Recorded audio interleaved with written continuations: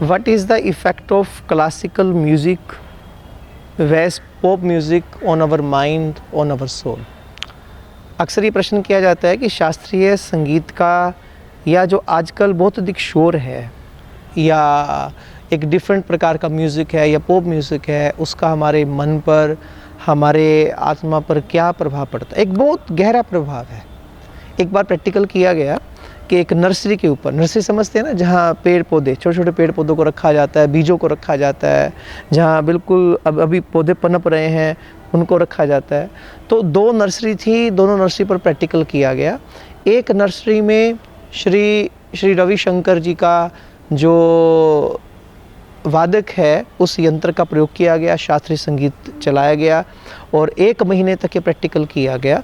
और दूसरी नर्सरी के अंदर ज़बरदस्त साउंड चलाया गया जिसमें बहुत अधिक शोर हो, बहुत अधिक वाद्य यंत्रों का प्रयोग किया गया हो, जो एक तरह से इनऑडिबल रेंज में हो, उसका प्रयोग किया गया नर्सरी के ऊपर। और आफ्टर 1 मंथ, 1 महीने के बाद कंक्लूजन निकाला गया और आप हैरान होंगे कि कंक्लूजन बहुत ज़बरदस्त था कि जिसके अंदर ज़बरदस्त म्यूज़िक था, साउंड बहुत अधिक था, तीखा था, वाद्य यंत्र बहुत थे, पॉप था, उसके पौधे मुरझा गए, फूल मुरझा गए और जैसे पहले उनकी हाइट होती थी उससे कम हाइट हुई, कहीं तो पहले ही दब गए, मर गए।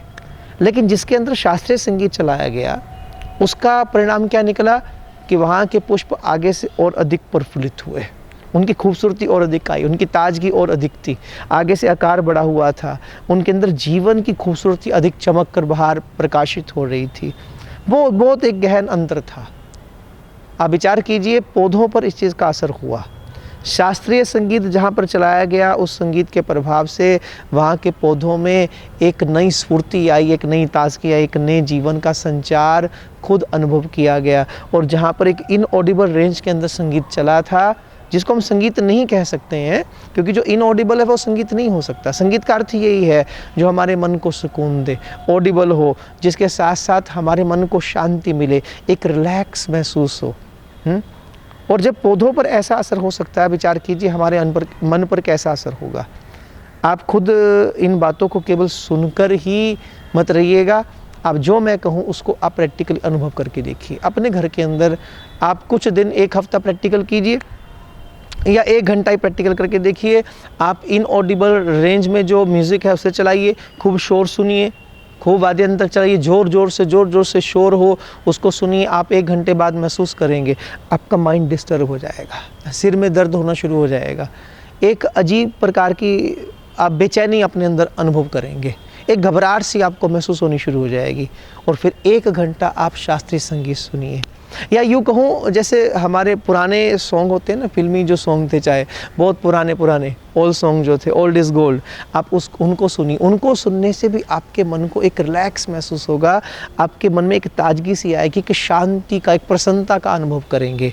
शास्त्रीय संगीत का सीधे सीधे संपर्क हमारे मन से है, हमारी आत्मा से है, जो आपकी आत्मा को जागृत करता है, जो आपके मन को प्रफुल्लित करता है, जो आपके मन में कितनी प्रकार की विक्षेपताएं, कितनी प्रकार का बोझ हो, कोई टेंशन हो, आप महसूस करेंगे जैसे आपने शास्त्रीय संगीत सुना, बड़ी लगन से धीरे धीरे वो जितनी प्रकार के अंदर आपके टॉक्सिन थी, जितने प्रकार के अंदर आपके वो बोझ था, आप हल्का महसूस करना शुरू कर जाएंगे, सारा बोझ बाहर निकल जाएगा, आप तरोताज़ा महसूस करेंगे, आप खिले खिले से महसूस करेंगे, आप अपनी आत्मा के अंदर एक सक्षमता हासिल करेंगे।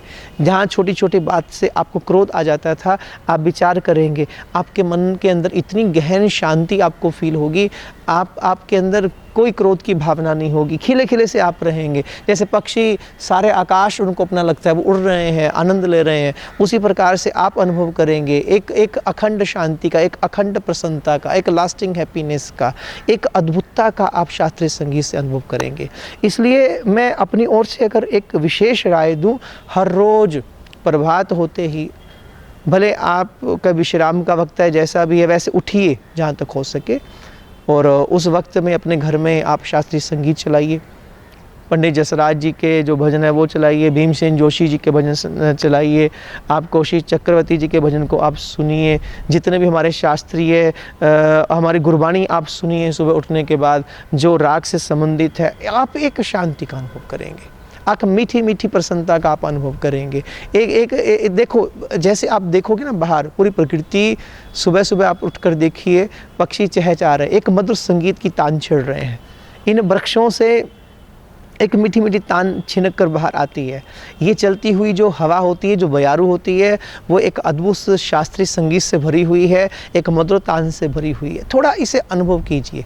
सारी प्रकृति इस आत्मिक संगीत से भरी हुई है। हम लोग पीछे क्यों हटे? हम क्यों अपने मन को बार बार इस संसार के झमेलों में, संसार के बेरंगी प्रकार के, मैं कहूँ से उस तालमेल में, ताने बाने में उलझा कर क्यों अपने जीवन को विक्षेपित करें? थोड़ा उठिए, ताजगी के साथ ताजगी भरा संगीत सुनिए। और मैं सही कहूँ, ब्रह्म की जिस दिन प्राप्ति होगी शास्त्रीय संगीत से होगी। हमारे सभी गुरुओं ने, आप देखिए गुरबानी के अंदर राग से जितने शब्दों को गाया, वाणी का पाठ किया, वो संगीत कौन सा है? वो आंतरिक संगीत है, आत्मा का संगीत है, जो आपके और उस संगीत में इतनी पावर है, इतना दम है कि मैं सच कहूँ तो वो आपके जन्म जन्म के जितने प्रकार के दुष्कर्म हैं उनको भी अंत करने में, उनको ख़त्म करने के लिए भी सक्षम है। वो आपके जीवन को सुधार देगा, वो आपके जीवन को तृप्त कर देगा। आप कभी संगीत को प्रेम करने वाला कभी अपने आप को अकेला महसूस नहीं करता। एकांत में तो रह सकता है, वो अकेला कभी नहीं रहेगा। अकेलेपन में एकांत में फ़र्क होता है। एकांत वाला कभी अकेला नहीं होता, उसे अनुभव होता है, मेरी प्रकृति मेरे साथ है, ये सारी कायनात मेरे साथ है, मेरा परमात्मा मेरे साथ है। और अकेलेपन का अर्थ है जहाँ जीव को लगे कोई मेरा नहीं है, कोई मेरा नहीं है। और ये जब ऐसा लगने लगे जीवन के अंदर, माने व्यक्ति डिप्रेस है, व्यक्ति के अंदर कुछ तनाव है, इस तनाव से मुक्ति का एक ही साधन है, हर प्रकार के दुख से मुक्ति का साधन है, आप मधुर संगीत सुनिए। आप सुनिए शास्त्रीय संगीत, आप सुनिए थोड़ा ऐसी मधुर ताने जो प्रकृति के साथ जुड़ी हुई हैं, जो हमारे साथ जुड़ी हैं। ये हमारी आत्मा की खुराक है, इसे अनुभव करें।